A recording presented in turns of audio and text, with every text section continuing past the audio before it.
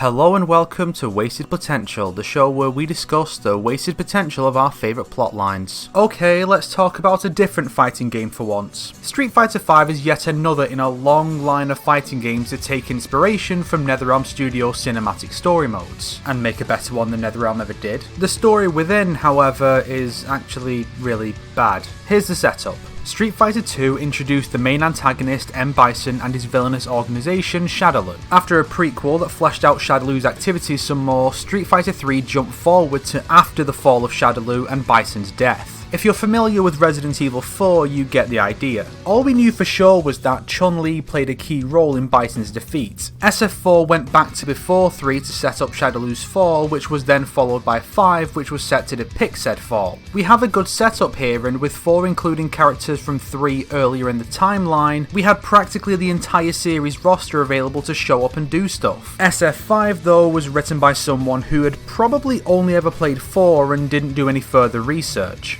Bison begins his final scheme with his new Doomsday weapon. Guile, Chun-Li and Cammy team up to thwart his plan. At the same time, the Illuminati resurrects Charlie Nash, who has been dead since the Alpha games, since he's one of the best fighters ever and has unfinished business with Bison. Both groups meet up while attacking Bison's base and retreat to Karin Kanzuki's estate because she's the one in charge for some reason. Not Interpol or the US or British militaries or the secret shadow group, a rich woman in her 20s with no connection to any of this. During this time, series poster boy Ryu has been training off screen after losing to newcomer Necalli. Necalli is some ancient warrior, force of nature type, and Ryu comes back from his pilgrimage with enough power to beat Necalli. He then joins up with the others for the final assault on Bison's base. Cammy finally saves the dolls from Bison's brainwashing, Chun-Li saves the young girl she adopts in 3, Charlie self-destructs on Bison but he just shrugs it off while laughing at the player for caring about Charlie, and then to cap things off, Ryu kills Bison because he has a new unexplained power.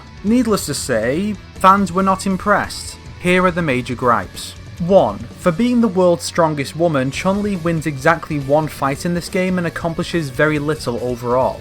2. Charlie's resurrection ultimately amounts to nothing. He doesn't even get a moment with his best friend Guile, the two just wordlessly fight when they see each other. 3. Ryu has bugger all to do with this plot, but he just comes in with an off-screen power boost and saves the day at the end. I get why you'd want your main character to beat the final boss. After all, MVCI having Dante and Captain Marvel fight Ultron Sigma at the end was fucking random. But this wasn't his story. Even saying he's part of the supporting cast is being generous, he's a cameo at best. It was the story of the anti-Shadaloo forces, so they should have been the ones to take Bison down, not this guy who has nothing to do with it. 4. Karin should not play such a major role in this story, and a lot of others are involved for no real reason. 5. For all his hype, Necalli doesn't really affect anything beyond being the catalyst for Ryu's training pilgrimage. His role in the story is so minuscule that you could very easily cut him from the story entirely and barely anything would have to change. So, let's reimagine this game with the same basic plot, but with some key changes to alleviate these issues. First of all, I'm shortening the length of A Shadow Falls. I think the fact that the story has 2 separate raids on Bison's base, and Rashid goes there 3 times, is really all the proof you need that this story did not need to be 5 acts long. So, I'm cutting it down to 3. I'm also removing Karin and a few other characters not associated with Shadaloo at all, with a few exceptions to keep things on track. Now, some of you are going to argue that this would mean leaving out characters like Ryu, Ken, Zangief, Flora, and Mika from the story mode entirely. I sure hope you didn't already express such concerns in the comments, because I never said I was cutting story mode down to 3 acts, only A Shadow Falls. In my version, those extra 2 acts worth of story are instead devoted to smaller side stories that give the non-essential cast something to do without distracting from the main plot. The first sees Karin host a tournament which most of the other characters take part in. The second follows Ryu as he trains and seeks guidance to become stronger and defeat Necalli. The story goes like this. Bison is preparing to enact his final scheme just as his current body is breaking down. Fang has created a new one for him, Necalli. This body would be an incredibly powerful tool for Bison, but it either gains sentience or is inhabited by an ancient warrior spirit, causing it to go berserk and flee the facility. Shadaloo agents are dispatched to track it down, which Ryu will fight later on.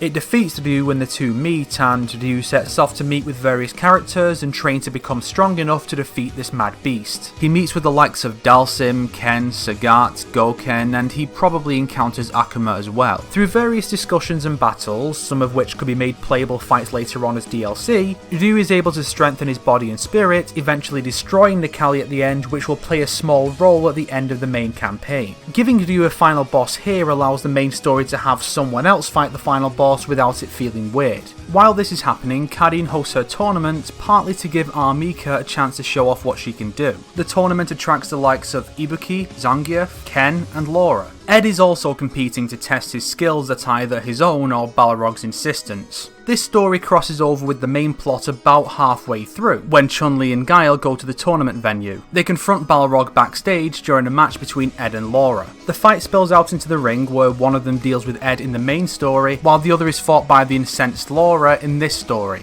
After they get their intel, they leave and the tournament continues. During this story, Laura has a match with Ken with Sean at ringside. Sean is entranced by Ken's moves, and this is the point where he vows to become his apprentice, with hints that when he is next playable, his style will mix Ken's Hado with Laura's Matsuda style. As for the main plot, we still have the Illuminati's group being formed, but Charlie's memories are incomplete. He remembers Guile, but his memories surrounding him leave him with feelings of apprehension and a sense of betrayal. Incorrectly assuming that Guile betrayed him, Charlie remains distant towards his former friend, who is desperate to reconnect with him and find out how he's alive again. When the two groups meet up, somewhere other than the Shadaloo base, Guile helps Charlie fight off some of Bison's goons. The fight brings back Charlie's memories of fighting alongside Guile, and the two become friends again. Cammy's story with the dolls is mostly the same, but Jory doesn't do everything for her. This is her story, so she should be the one to resolve things. The only other change I would make would be adding in one more character, at the very least in a non-playable role similar to Abel in the real game, T-Hawk. Hawk is the lover of Julia, who was brainwashed into the doll, Julie. He was also apparently friends with another doll, Noembalu. In my take, he smuggles his way onto the hero's transport at some point, or is recruited by Colleen and joins them in their assault on Shadaloo. He helps Cammy fight the dolls and is able to get through to Julia, though only after receiving a notable wound from her. This wound could then be used as an excuse to retire the character, assuming Capcom doesn't want to use him anymore. More importantly, he finally gets some closure to his arc, showing how far he is willing to go to save the love of his life. Rashid is a fun new character whose role in the story is fine, but I would make some changes. He is trying to find his friend who is a mole inside Shadaloo. Rashid finally finds out when he confronts Fang that she has already been killed, reduced to dust in a shockingly dark moment right near the start of the story. Rashid flies into a rage and kicks Fang's ass. In my version, she actually lives until the raid on the base, continuing to feed information to Rashid with some fun banter to showcase their relationship. The raid is what tips Fang off that there is a traitor, and he begins to pursue her through the base. Rashid, unfortunately, arrives just after she has been killed. Altogether, this would hopefully make her death have more impact than is derived from the early death and lack of characterization or development she has in the real game. Rashid then kicks Fang's ass as in the real game, but if the player uses his super, his expression is changed from his usual cocky smirk to an expression of sadness and rage. Infamous Second Son did this for one boss fight, so the same should be done here so as not to damage the tone of the scene. Oh, and one more thing, we would actually learn the woman's fucking name. For how often he talks about her, how much his story revolves around her, and how much he cares about her, Rashid never once calls her by name, only my friend. Fuck off. Fuck off. Chun-Li, of course, leads the main trio against Shadaloo and is later placed in charge of the joint operation by Colleen. Naturally, she gets to win more than a single fight in this version and isn't the hot-headed idiot that needs to be held back and protected by Guile and Cammy the whole time. In the finale, Chun-Li, Guile and Charlie go on ahead while the others engage Bison's forces as in the real game. Chun-Li still saves Li Fen, but she also gets to do more because the world's strongest woman, the one pre-established player in Shadaloo's downfall, and a central character with a personal beef with Bison should probably get to be more important in the story about Bison's death. Chun-Li fights Fang to save Li Fen while Guile and Charlie engage Bison. By this point, Bison has learned of Necalli's destruction, but he has a new body that, while not nearly as powerful as Necalli, is certainly strong enough to deal with these two losers. Bison, controlled by the player, defeats Guile to show off his power. Charlie then battles Bison and does a good job, but it's really not enough. He expends the energy in the jewel used to revive him in one ultimate attack. Charlie does not explode or even die immediately. There is enough energy to keep him going for a little while, potential, but not nearly enough to fight again, and he now has mere minutes to live. However, the damage dealt to Bison's body is enough to bring him down in power level to the point where a sufficiently powerful fighter could likely take him down. Enter Chun-Li, the world's strongest woman. She shows Bison why she is nicknamed Thunder Thighs and deals enough damage to break Bison's body down and end the dictator for good. Charlie lives long enough to witness Bison's end, receiving the satisfaction of finally being able to play a part in the dictator's downfall. Before he dies in his friend's arms, Charlie leaves some parting words to Guile, capped off with him revealing Guile's first name. The games have never given us this, only the movie and cartoon. I don't know what this name would be, but it would not be William as in those other mediums. For this moment to have impact, Guile's name needs to be something the fans have never heard before to make it a real revelation. Chun-Li helps Guile take Charlie's body away so they actually have a body to bury this time. The epilogue would showcase the dolls at a support group where Junie's looking better than she was in SF4, Julia and T-Hawk are together again, and oh yes, Mars doesn't die pointlessly to kill Fang only to have him survive anyway. She either lives or at least successfully takes someone with her. Chun-Li is then seen visiting her father's grave to tell him that Bison's machinations have been stopped, and then returning home with Li Fen. Guile visits Charlie's grave and thanks him for everything he taught him, vowing to put it to good use against threats like Bison in the future. He leaves Charlie's dog tags at his grave and departs, last being seen with his new team, getting ready to face whatever threat comes next.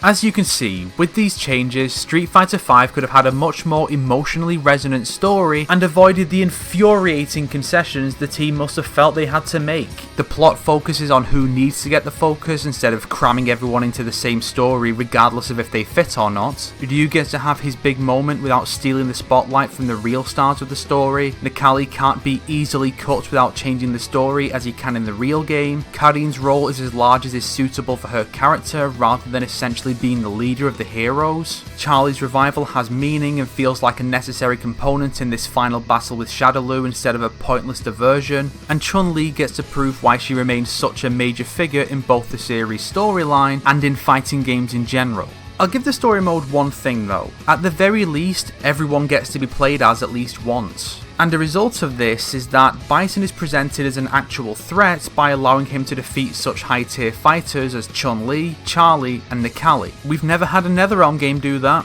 And people say this mode is worse than NetherRealm's output. Yeah, keep telling yourself that, I'm sure it'll be true someday.